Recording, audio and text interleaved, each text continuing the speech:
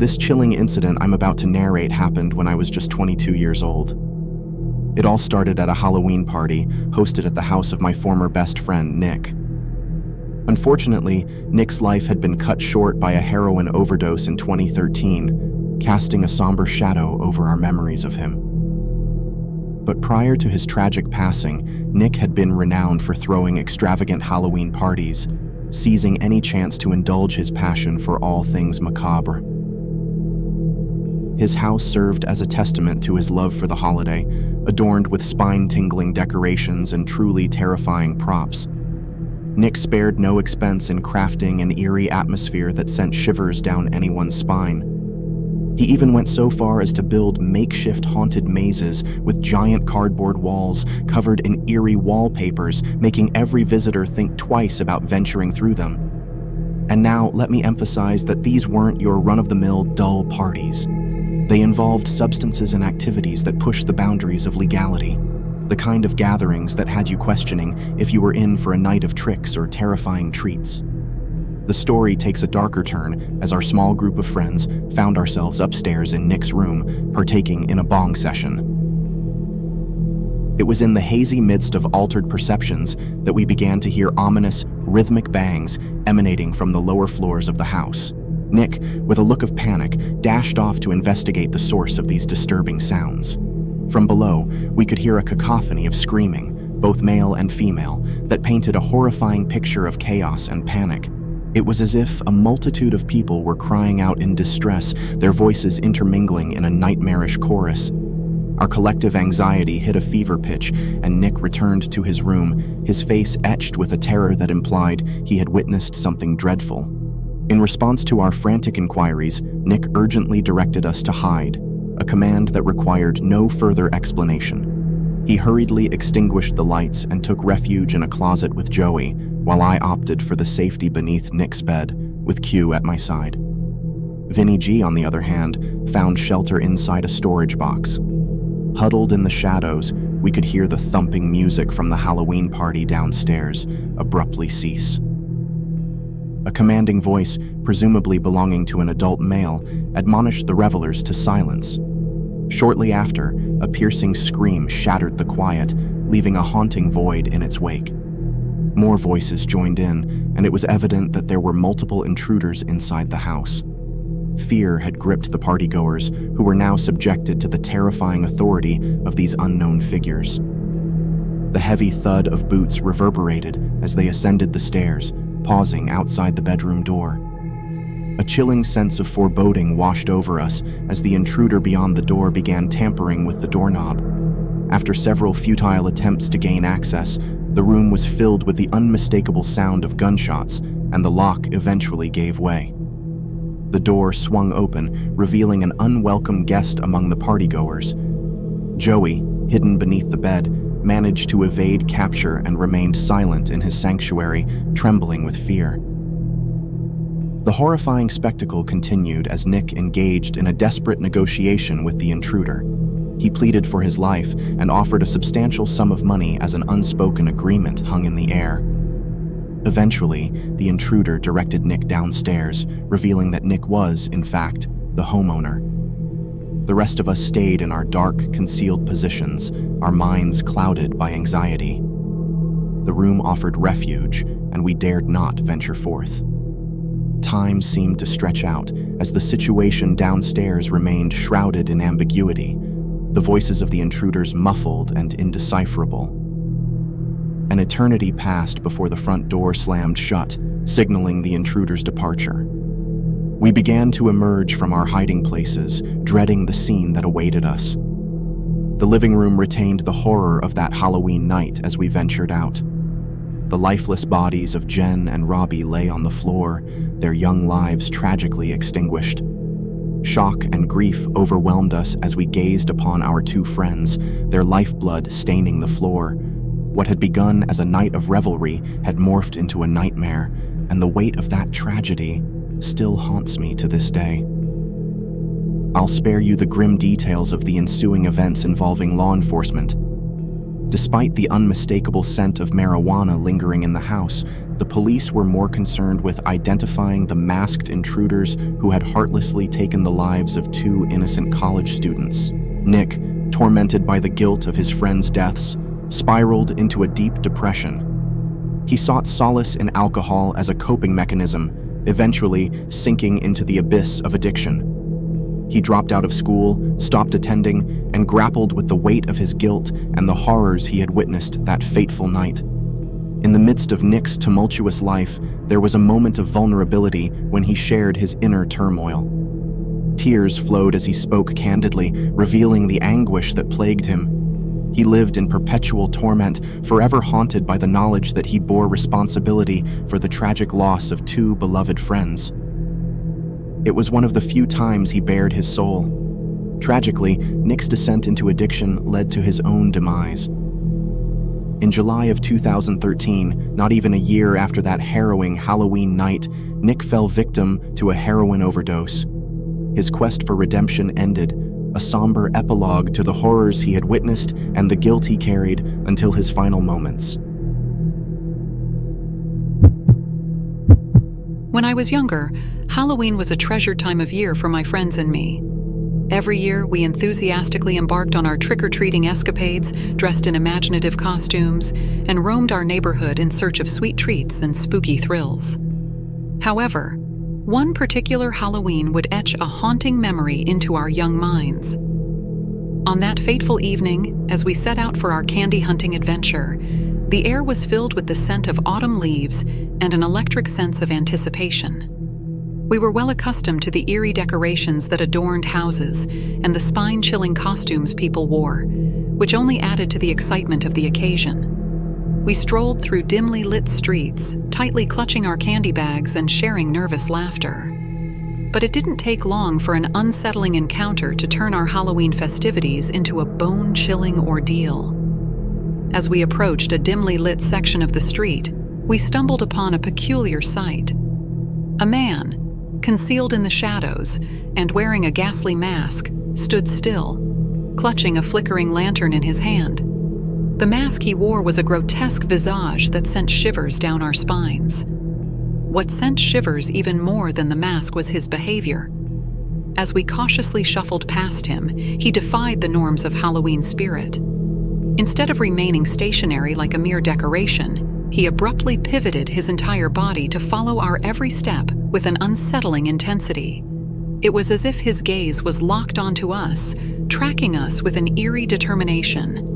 A chill raced down my spine, and the same fear-stricken expressions mirrored on my friends' faces. We exchanged anxious glances, but decided to carry on. The discomfort lingered, but we couldn't simply abandon our quest for candy.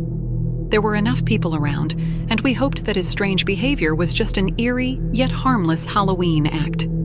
To our dread, this masked figure seemed to shadow us throughout the night, reappearing in the most unexpected places. We couldn't explain how he managed to keep up with us so consistently. It was as if he had been plucked from the pages of a horror story, a relentless pursuer who defied the laws of time and space.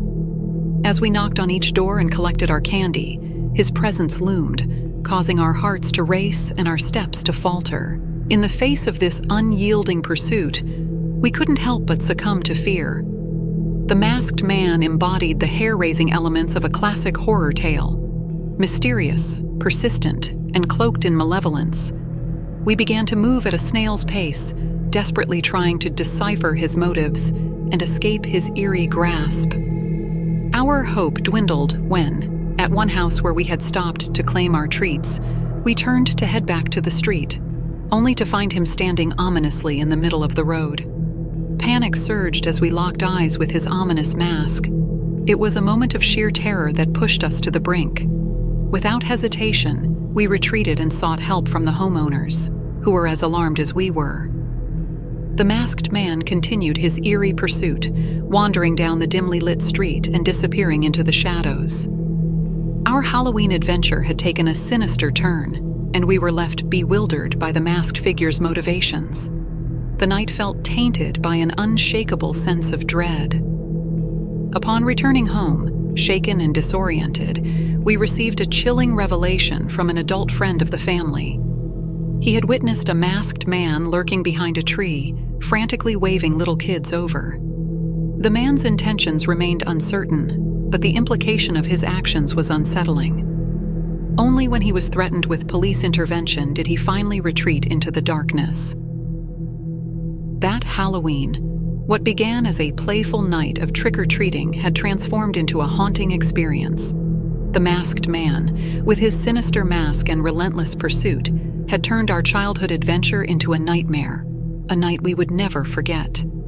The chilling memory of that Halloween would forever lurk in the darkest corners of our minds, reminding us that sometimes the spookiest monsters wear human masks.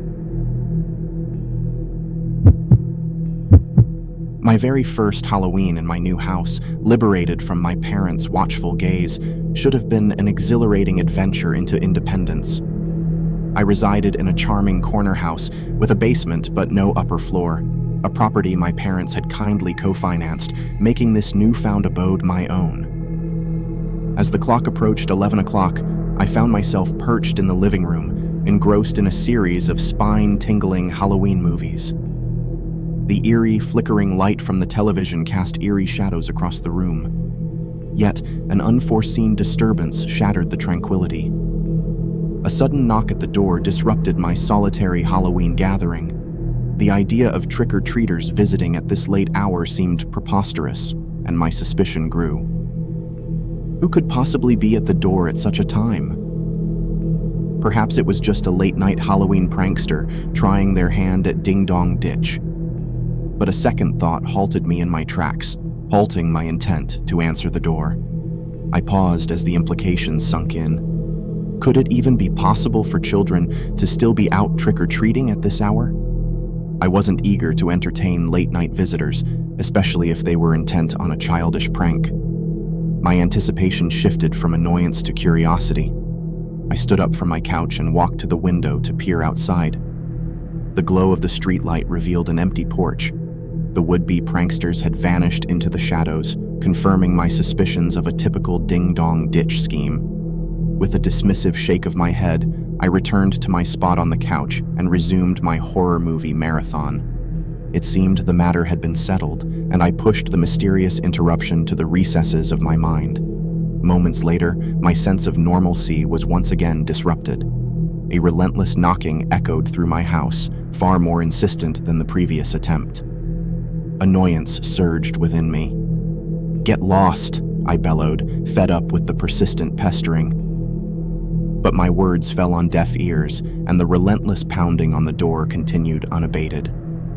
The intruders were not deterred by my vocal exasperation. Their actions, bordering on harassment, had pushed me beyond irritation. Fury ignited in my veins, compelling me to confront these unruly youths. I charged toward the front door, ready to admonish the troublesome pranksters. My hand reached for the doorknob, but before I could make my exit, my resolve wavered. A haunting thought crossed my mind. What if the malicious intruders were something other than mischievous children?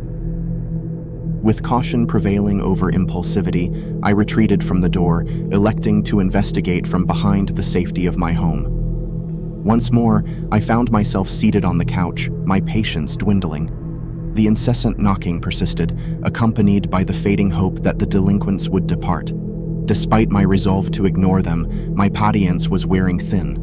Over the span of an uncomfortably prolonged half-hour, I found myself wrestling with the need to intervene. The banging on the door showed no signs of abating. Frustration gave way to anxiety as I questioned the intentions of these persistent tormentors. Their obstinacy hinted at a sinister determination, one that left me deeply unsettled. Exhaustion crept in, and the relentless knocking continued to echo in my ears. Wearied and exasperated, I dozed off with the television still emitting eerie sounds and ghostly images. I believed that slumber might offer respite from the relentless cacophony outside my door. However, my reprieve was short-lived. I awoke to the same relentless pounding that had plagued me earlier. My bleary eyes fell upon the clock, and the late hour left me bewildered. It was 2 hours in the morning, a time when the streets should have been shrouded in silence. Bewildered, I turned off the television and listened intently. It was then that I realized the chilling truth. The knocking was not emanating from my front door, but rather from my bedroom door. My heart raced as I comprehended the gravity of the situation. I scrambled out of bed, desperately searching for a weapon within my grasp.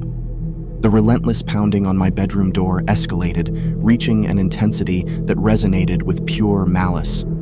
The intruders outside had breached the sanctity of my personal space and were determined to gain entry. They jiggled the door knob, seeking an ingress to my room.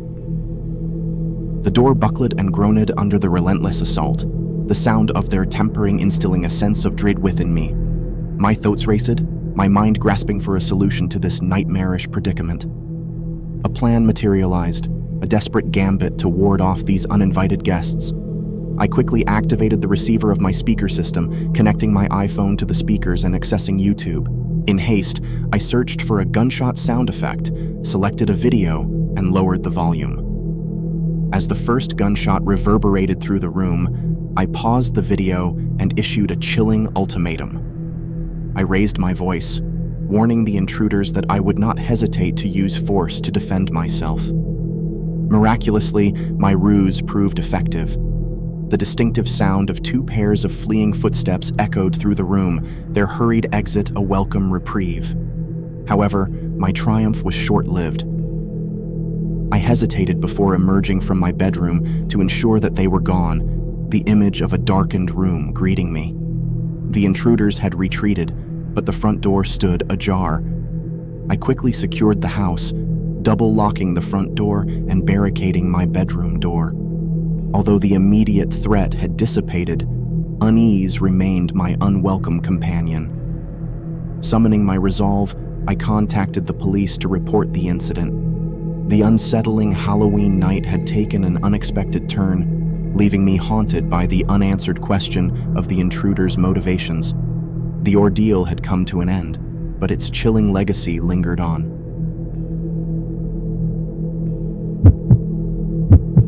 On a bone-chilling Halloween night, my friend Casey and I, both just 11 years old, embarked on an exhilarating adventure to collect trick-or-treat treasures. The moon cast eerie shadows, and the rustling leaves contributed to the ominous atmosphere that enveloped our quest for sweets. As we strolled across a small wooden bridge that stretched over the tranquil Jack Winkle River, our young hearts brimmed with excitement. The bridge was an iconic landmark in our small town, and its creaking boards only amplified the eerie ambiance. Our candy bags sagged from the weight of our loot, and our meticulously crafted costumes embodied our favorite characters. However, the night took a sinister turn when a black Jeep pulled up on the other side of the bridge, effectively blocking our path. An air of unease settled upon us as the vehicle came to an abrupt halt, casting an ominous shadow over the moonlit road. Instinctively, we turned and started to walk away from this peculiar scene. We were diligent children who adhered to the principles of stranger danger, and this unsettling encounter played into our instincts. The windows of the Jeep rolled down with an ominous mechanical hum, and a man with a raspy smoker's voice called out to us. He feigned innocence and asked for help, as if in dire need of directions. However, Casey and I weren't easily swayed. Our young minds were flooded with cautionary tales of potential danger lurking in the shadows. My voice quivered as I called out, "Sorry," and we quickened our pace, eager to distance ourselves from this unsettling stranger. The Jeep, unable to navigate the bridge, retreated, leaving us with the hope that we had successfully evaded the creepy driver. Our pulses gradually returned to normal as we put some distance between us and the strange encounter. But little did we know that our ordeal was far from over. Inexplicably, the Jeep reappeared, barreling around a corner and down the street toward us. Panic set in as the driver slammed on the brakes, bringing the vehicle to a screeching halt right beside us. Our hearts pounded in our chests as the tension escalated. The Jeep's windows rolled down once more, revealing 2 additional passengers, an old man with gray, curly hair and a distinctive mustache in the back seat. This man, too, possessed a raspy smoker's voice that sent shivers down our spines. He beckoned us to join them in the car, promising free bags of candy. Terror seized us as the Jeep's doors opened on both the front and back passenger sides, and the two eerie men lunged at us. In our desperation to escape, we dropped our cherished bags of candy and sprinted toward my house, which was now within sight.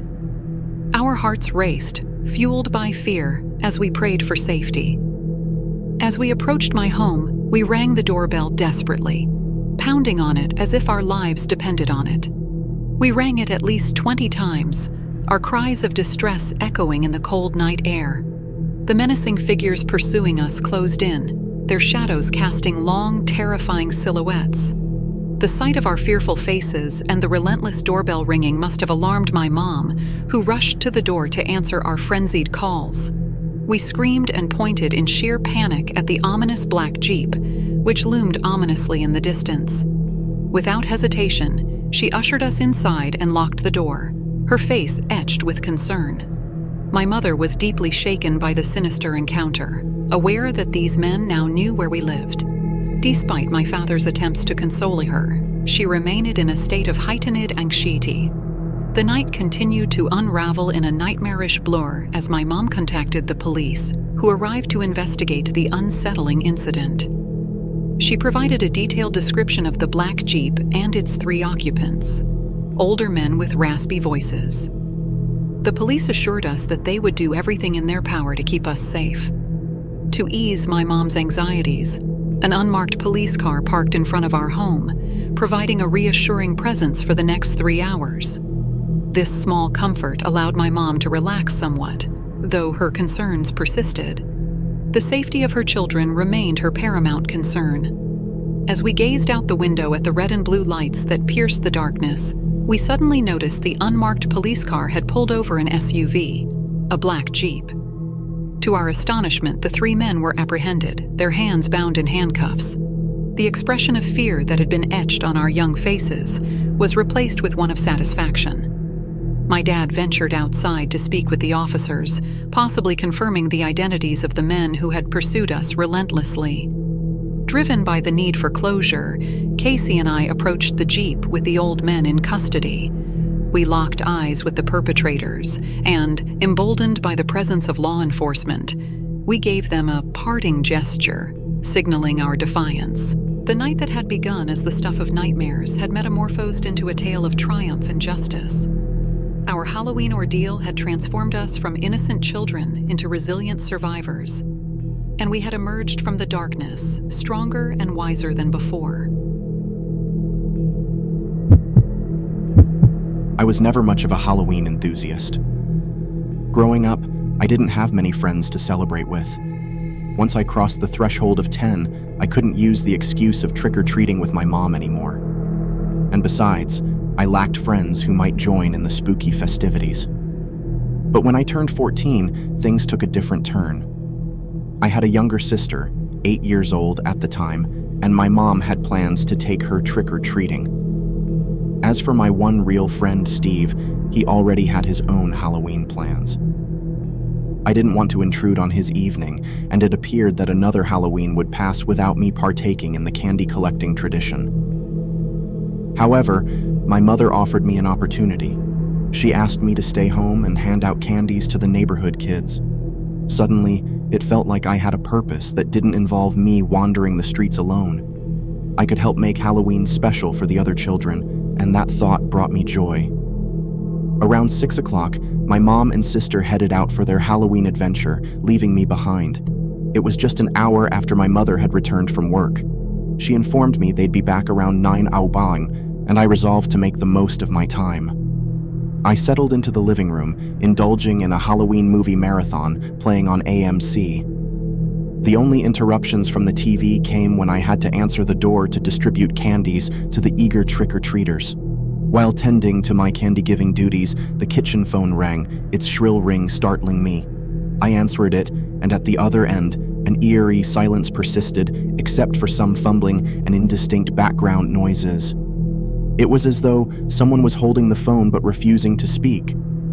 I repeated, "Hello," about 5 times, but the caller remained mute and eventually hung up. I was inclined to believe it was just another Halloween prank call. After all, it was the spooky season, and tricks and mischief were to be expected. With this thought in mind, I returned to my movies, periodically pausing to answer the phone's call. The same unknown number flashed on the caller ID, and after picking up, the silence continued, accompanied by faint breathing and more mysterious background noise. I finally spoke out, thinking it might be my friend Steve trying to give me a scare. "All right, Steve, I know it's you," I declared. The caller abruptly hung up once more. I was determined not to entertain the prank, but after some time, the phone rang again. Despite my reservations, I answered it, anticipating more of the same. The caller, however, remained silent as I repeated the process, but this time, something different unfolded. After an extended bout of silence with only faint breathing and indistinct background noise, the caller spoke, their voice exaggerated and deep. "I'll be paying you a visit tonight." My patience wore thin, and I responded angrily, telling the caller to go away, and then I hung up the phone. I promised myself that I wouldn't answer any more calls from that number. About half an hour later, without warning, the power throughout the entire house was suddenly cut. The lights went out, the TV fell silent, and the entire house was plunged into inky darkness. Fear took hold of me, rendering me immobile.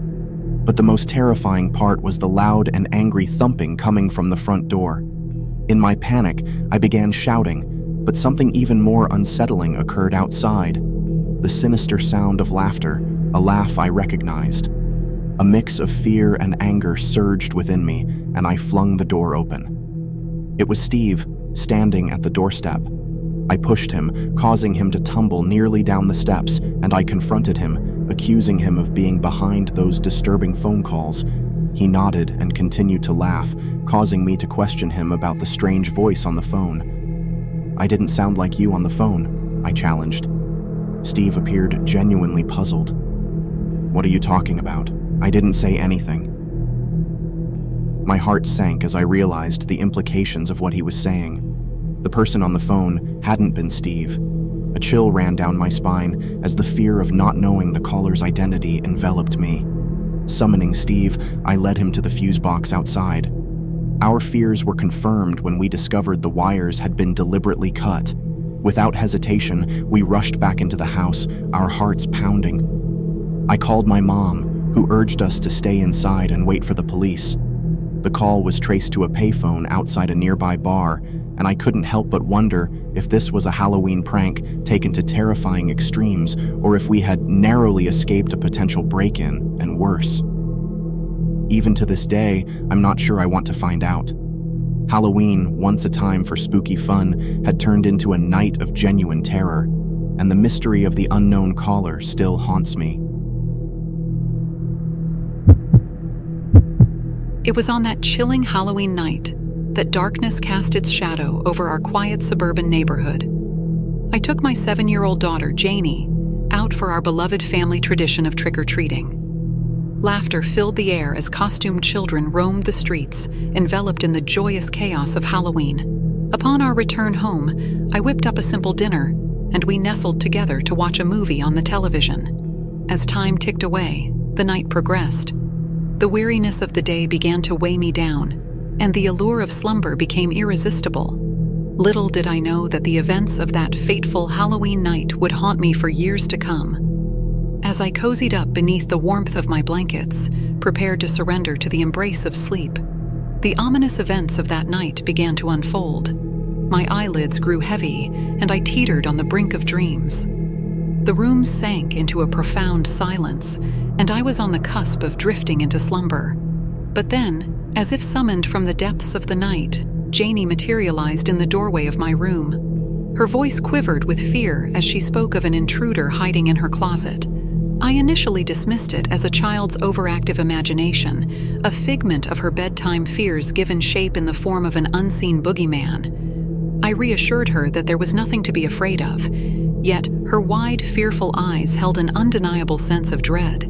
She implored me to check the closet, the persistent fear in her voice sending shivers down my spine. Reluctantly, I promised to protect her and ventured toward the closet.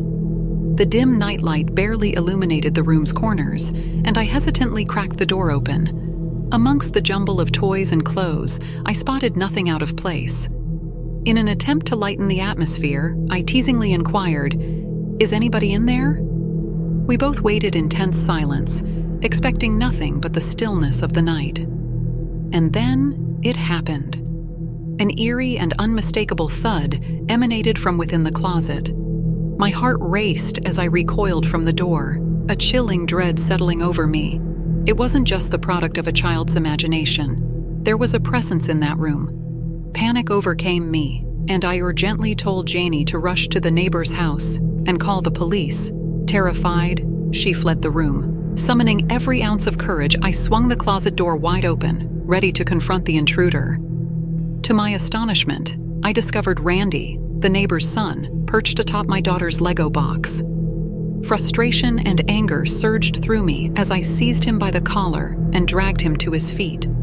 I stormed over to his house, located next door, while Janie took refuge at our neighbor's home. Our neighbor, already on the phone with the police, listened to my harrowing account of the nightmarish events.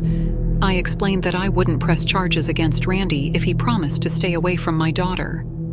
The gravity of the situation hit home for Randy's father, Mark, who gave his son a stern talking to, along with a forceful slap across the face to emphasize the seriousness of their actions.